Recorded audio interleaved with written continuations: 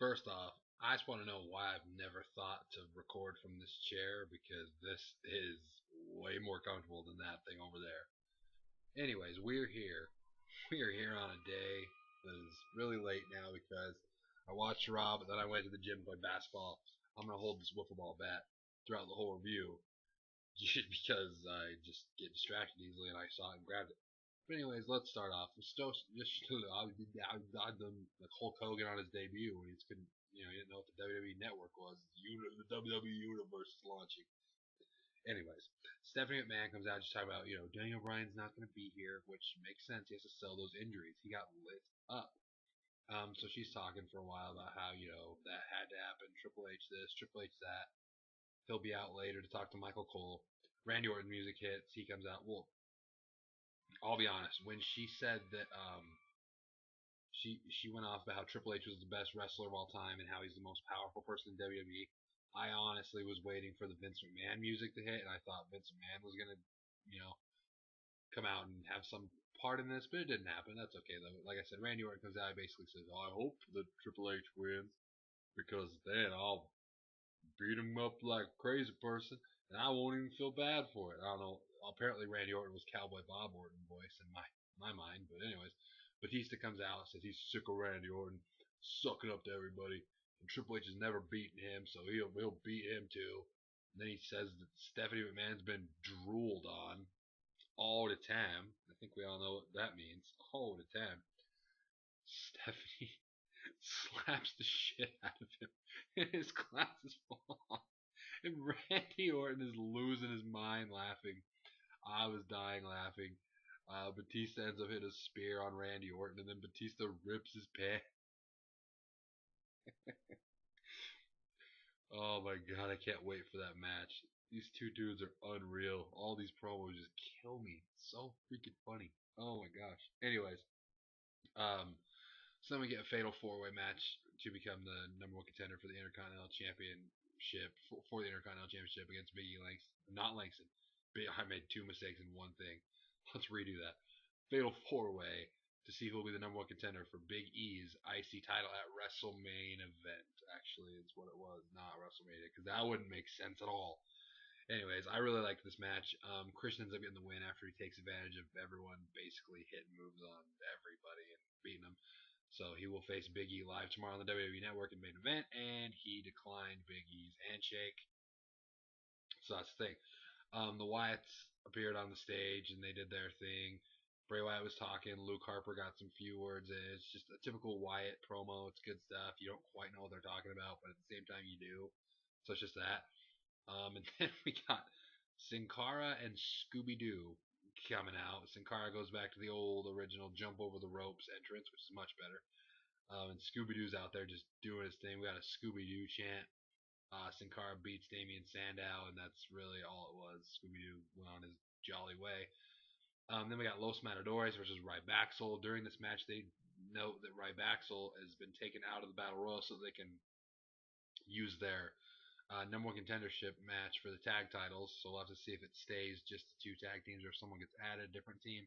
I don't know. Go Usos. And the Shield end up interfering in this match, playing off the whole SmackDown thing, and they beat them down. It was good stuff.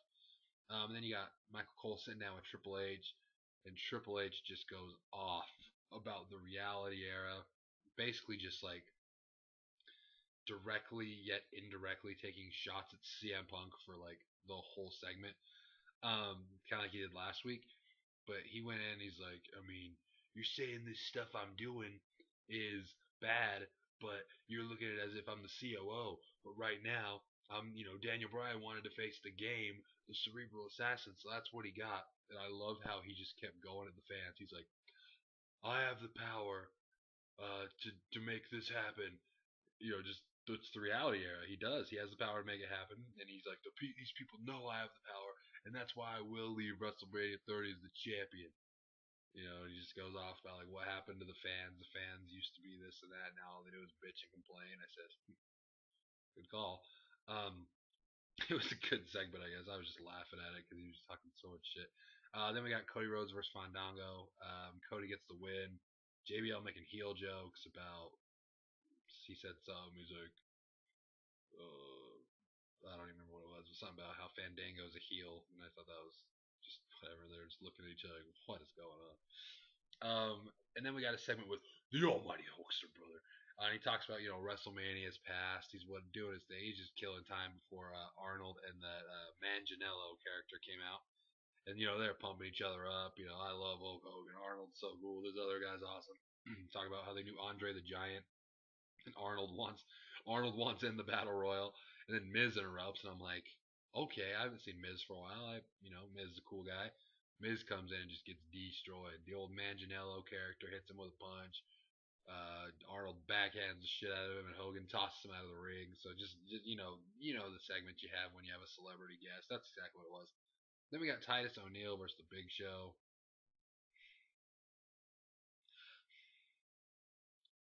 I mean, it's not important enough to talk about, so I'll let you form your own opinion. And on what you imagine happened there. And then we got the Shield backstage with the Authority, Triple H. They're talking about the whole Kane situation. They get granted a match with the Real Americans, and that's basically that segment. And then John Cena's washing his face, and he looks up and he sees Eric Rowan's mask behind him, and he turns around, nothing's there.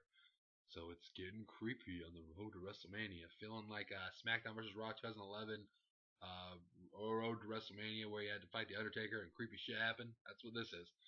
Shout out to you if you played that and you know what I'm talking about. John Cena's getting nervous, guys. Nervousness is setting in. But then we get the match: John Cena versus Luke Harper. Let's go Harper chants. Great to hear. It doesn't always have to be "Let's go Cena." Cena sucks. You can cheer for the other guy. It is legal and allowed, and you should. So I loved seeing that. Harper is vastly underrated. I think he had a suicide dive. It was awesome. The match was going well. Lights go out. Lights come back on. The Wyatts are all in the ring with Cena tied up in the ropes, wearing the Eric Rowan's mask. Really cool. The crowd's chanting, "This is awesome." Bray Wyatt's just sitting there like, "Hey, we got you, John. We got you, John. See you in New Orleans, John." I cannot wait for this match. Oh my goodness. Which is so funny. It's so funny. People keep underestimating this. When shit like this happens, people forget to look back and see, like, all right, be 100% honest, as I'm going to be 100% honest. Months ago, when we heard John Cena will be facing Bray Wyatt at WrestleMania, what's the honest first thought that went in your head? I know what mine was. Oh my god, it's going to be the dumbest thing ever. And I know a lot of you did too because I heard it on videos and comments and everything. Well, we fast forward. You know how WWE always says, just give it time sometimes, just, give it a chance. Oh, I gave this a chance and I am so ready for it. So, you know what? Sometimes you just gotta, like they say, the old thing. I know it sucks sometimes, but sometimes you really do have to let it play out because this went from something I did not care about at all to something I'm maybe most excited for. Then you got AJ versus Naomi. AJ just leaves. She calls it a day. She doesn't have time for this nonsense. Vicky comes out and basically says that AJ is a real bitch. And that was hilarious. And at WrestleMania, she will compete in the Divas Invitational. And she could have just said, "You will face every diva on the roster," but instead she said, "You will face Naomi and Cameron and Brie Bella and Nikki Bella and Natalia and Eva Marie and Emma and Oksana and Alicia Fox and Summer Rae and Rosa Mendez and Layla and Tamina." And Tamina's like, even I'm getting that shot? And then so you could tell she was the gears were turning because she's like, "Oh shit, AJ, you better watch yourself." AJ got a little nervous, so you know, good to see there's at least something there. So Chase Oliver's prediction of Nikki Bella will happen. Calling it also with him right now. Scott Hall, Razor Ramon in the Hall of Fame. Good to see. This Hall of Fame is going to be awesome. So I'm so glad we can watch it on the WWE Network. That'll be really cool. So shout out to Scott Hall. Deserves it.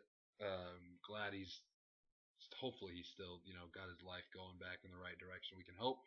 But it was awesome to see him getting that, and it'll be cool to see him at the Hall of Fame.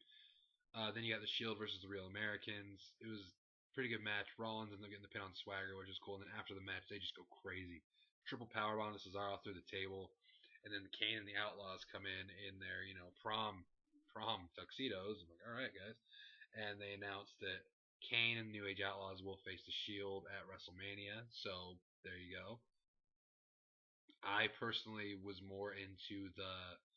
I was really, really excited about the triple threat with the Shield guys, but this will be cool. It's three veteran Attitude Era guys. Kane and the New Age Outlaws. They're big stars. So hopefully the Shield gets a win over them, or this will kind of be where the Shield starts splitting up for good. We shall see. Anyway, either way, it's a good. It's nothing. It's nothing. The show is going to be built around by any means. So it's just something that's thrown on there. It's pretty good. And then we got the main event segment of the night. Brock Lesnar comes out with his new shirt, Eat, Sleep, Conquer. Shit. Eat, Sleep, Beat the Streak. Eat, Sleep, Conquer, Beat the Streak. I don't know. It's something like that, but it ends with Beat the Streak. And he comes out and he's like, Paul Heyman's doing the normal Paul Heyman promo where there's this and this and that.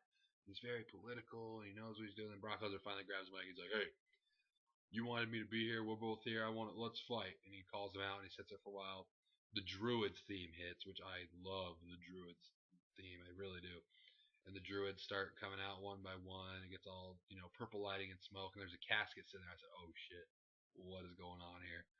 They roll the casket on down, put it up against the ring. Brock sits there and is staring at that thing forever. And him and Paul Heyman actually think about leaving. And then Brock was like, "No, I'm not scared of him." He goes, opens the casket, nothing's there. He gets pissed, goes out, runs off some of the Druids, gets out there. They get the mic and they're like, "We're done with these games. This is all the Undertaker does. He's trying to get in our head." He tries to be a man and calls out Brock Lesnar, and he comes and all there is an empty casket. Boom, casket door opens. Undertaker sits up in there. I was like, "Oh shit!" Then him and Lesnar go at it for a little bit. He ends up getting he throws Brock out of the ring. He nails his face on the casket. I don't know if the casket was supposed to be open and he was supposed to go in it. Uh, which if this ends up being a casket match, I guess we'll know that he should have. But I don't know if that's the case or if it was just for the effect of it. I hope so because I don't want a casket match. But nails it. Sits there, points at the WrestleMania sign. Undertaker also points at it. Does the whole Undertaker crazy stuff, and just poses in the ring, and that's how the show ends. So hey, at least this wasn't the greatest Raw that's ever happened by any means, but they got some stuff done on here. They got a couple more matches announced, so that's good. They did it. Daniel Bryan was selling the injury, so it's not like a big deal. He wasn't on the show. It makes sense at least. I love heel Triple H. I love the Batista Orton feud because it's one of the funniest things I've ever seen. Because I can't stop laughing every time they're out there because it's just too funny. Um, John Cena, Bray Wyatt. I don't even need to. I'm so ready for that. I'm looking forward to this WrestleMania very much. I can't believe we're as close as we are. So yeah, that's it for this Raw review. Let me know what you thought down in the comments section. Subscribe if you haven't already, because if you haven't already, I don't know what you're doing, because this should be your favorite YouTube channel, and if it's not, I'd love to know why, because it doesn't make sense to me. But anyways, yeah, so like this video, and that's out. I'll see you when I see you. Goodbye.